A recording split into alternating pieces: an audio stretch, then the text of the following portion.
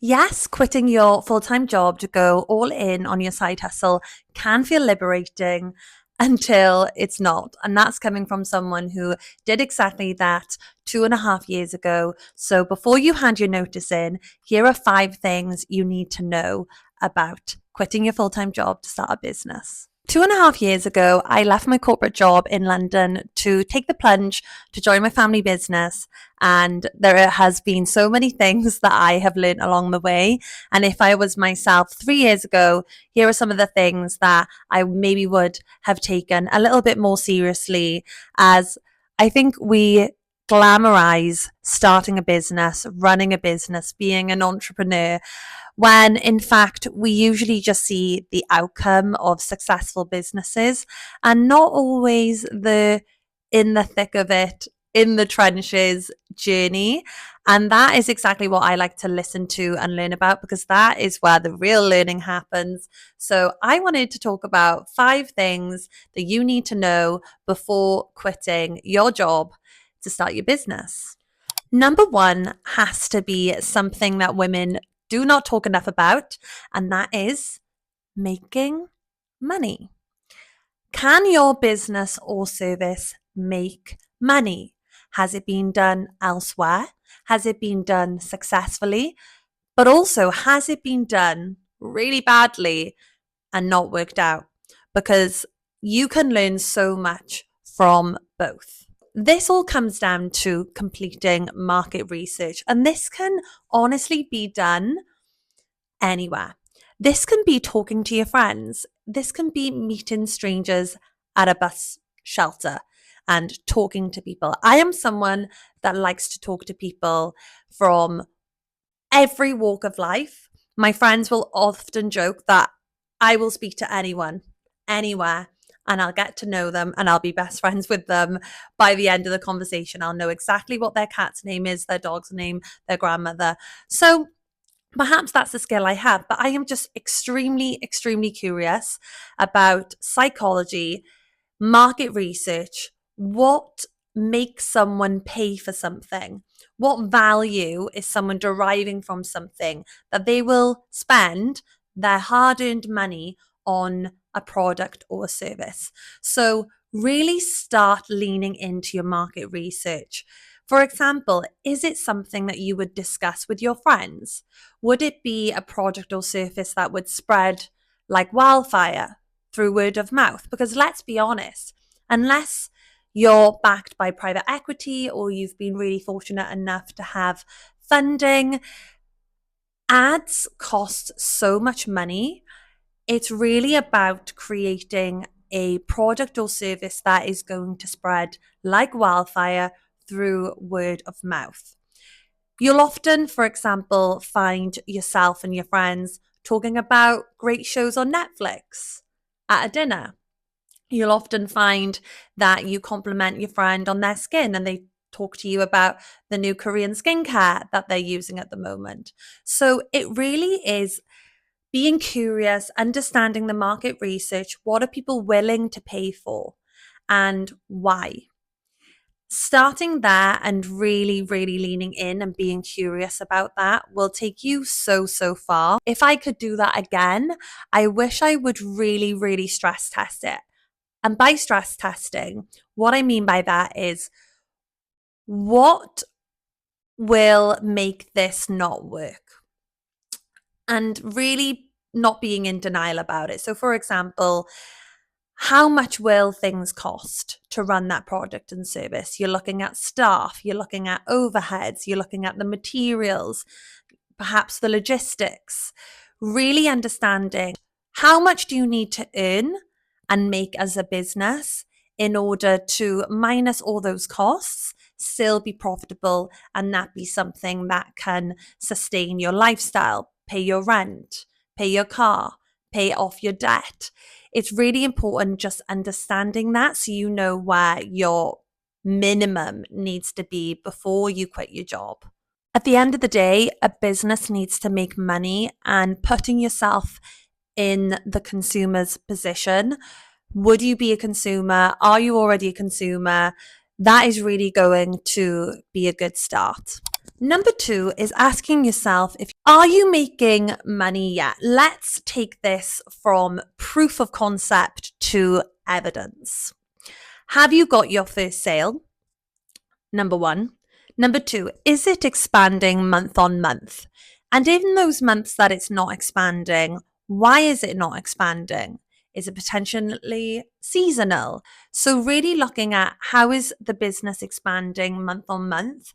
And if you reverse engineer it, say from a year from now, how much might the business get to? And if it's growing at a sustainable rate, whether that's 10% a month or 20% a month, are you able to live on that salary, say 6 months' time, 12 months' time? Is that a risk worth taking? For example, my friend really went all in on influencing and social media, and she had around 1,000 followers on TikTok. She was starting to get brand deals, and she knew, although she wasn't at the point where she perhaps was meeting her full-time salary in a corporate job, she knew if she kept going on this journey and potentially put 5 days a week, maybe 6 or 7 days a week into this side hustle that was her influencing role, really happy about taking the risk that yes, she would eventually make that money, if not exceed the money that she's earning now. And that was a risk that she was willing to take. Number three is looking at whether your business needs investment and whether it's a business that needs to scale and scale fast in order to gobble up the market and beat competitors. For example, I was listening to the founder of Say, the beauty brand, on Emma Greed's podcast Aspire, and she was talking about really needing investment. She needed 1 million's worth of investment, and she was based in New York, and she had never had experience with investors before, and she just knew that she needed that 1 million investment to take her business from 0 to 1. And what that meant was her going out to private equity firms, venture capitalists, just being, again, curious about who she needed to meet with, what she needed to do, how she needed to put pitch decks together in order to achieve that investment. Compared to a business like mine, which is a family business, we have bootstrapped the business. We will not be relying on investment because it's not potentially a business that we want to take globally.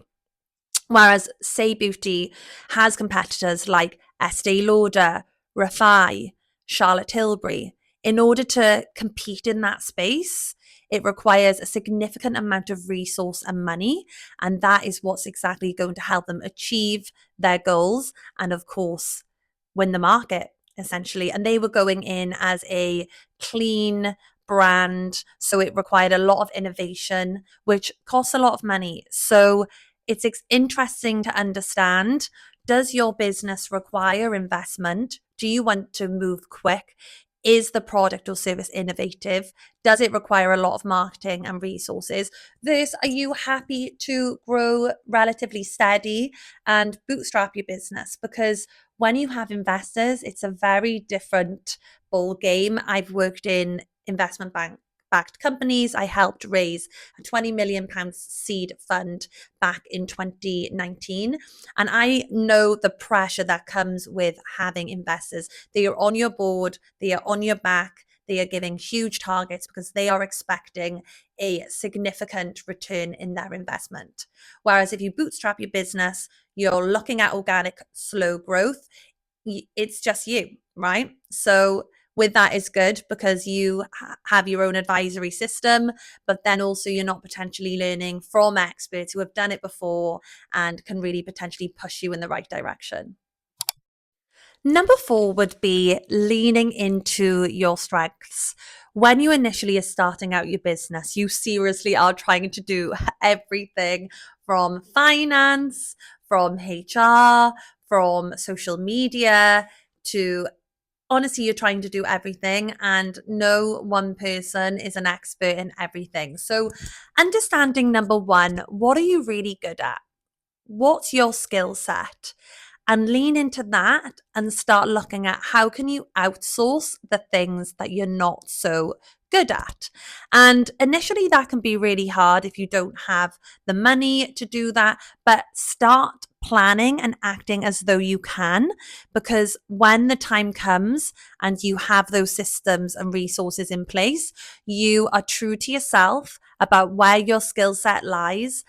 And that usually is what really can push the business forward, especially when you start growing, start bringing team members on.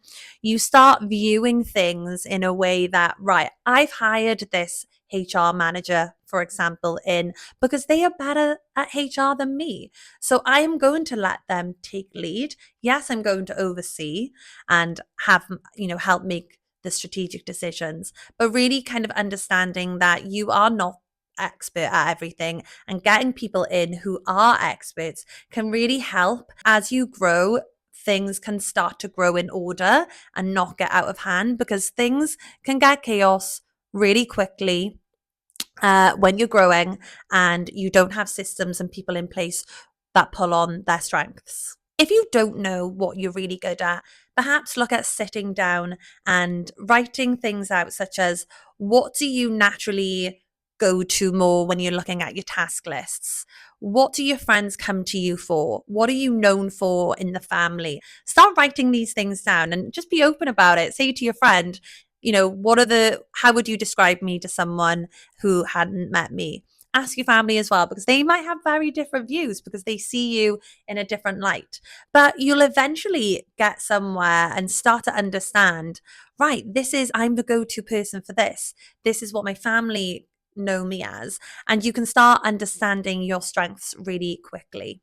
Because when things eventually get hard in business, your strengths and your passion is what carries you through those difficult times. Your strengths usually become effortless to you.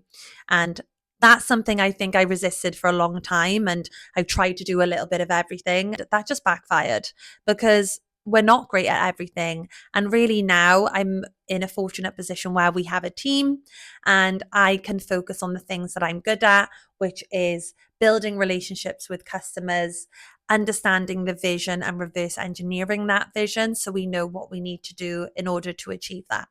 Number 5 is understanding your finances. This is something that can get out of hand really quickly. So, giving yourself a few finance lessons or getting a really good accountant is going to set you up from success from the get go, because you're going to understand, number 1, how much are you bringing in on a monthly basis? Number 2, what is your burn rate? So how much money are you burning each month just to sustain the business? And number 3, getting an understanding of your P&L. What I have learned from a number of years in business, both in high growth companies in London and now running my business, is that businesses don't fail because of a bad idea. They fail because the finances were not in order. And an example of this is something that we saw, the downfall of SLA, the label. I absolutely adore Sarah Ashcroft. I loved that label, SLA, the label. I was a absolute advocate customer for that, and it was absolutely devastating to see the downfall. And what had essentially happened was, she trusted the founder. A fractional CFO had come into the business and had made some very risky decisions on stock. And when that stock ended up being almost cowboy stock, that business fell apart. Again, I won't go into it, it's not my story, but that example is just shows, right, that a thriving, successful business can make a few bad financial decisions and that is the end of the business. So really understanding the finances, not relying on a CFO or an accountant, but really educating yourself. Okay. So listen to podcasts. I absolutely love the Ladies Who Launch podcasts with Rochelle Humes. She's had 2 excellent female accountants on there. One that talks a lot about the business, how to run a business, how to understand your finances. And the second one was with a tax accountant who talks about what you can and cannot offset as tax. So very different angles, but listening to those females who are just killing it and sharing their knowledge and advice on finances is absolutely what we should be doing, especially as women in business. Ultimately, you don't need to be an accountant, but you do need to know your numbers. So, girl, go and educate yourself on finances ahead of starting your business.